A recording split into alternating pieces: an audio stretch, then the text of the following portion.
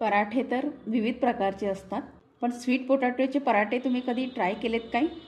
तर चला तर आज आपण स्वीट पोटॅटो पराठ्यांची रेसिपी बघणार आहोत. ह्यासाठी मी स्वीट पोटॅटो घेतलेत, ते छान पाण्याने स्वच्छ केलेत आणि एका पॉटमध्ये घालून कुकरमध्ये ते शिजवून घेतलेत.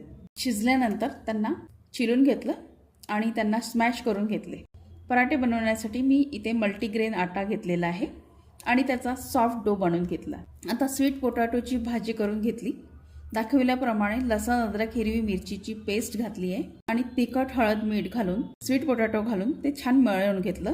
आता मल्टीग्रेन आट्यामध्ये दाखविल्याप्रमाणे स्वीट पोटॅटोची भाजी भरून त्याचे पराठे केलेत व ते तव्यावर छान शिजेपर्यंत शेकून घेतलेत आणि अशा प्रकारे स्वीट पोटॅटो पराठे तयार झालेत. ते मी दह्यासोबत सर्व केलेले आहेत. तर कशी वाटली ही रेसिपी कमेंट्सद्वारे नक्की कळवा. माझ्या रेसिपीला लाईक करा व माझ्या चॅनलला सबस्क्राईब करायला विसरू नका. बाय.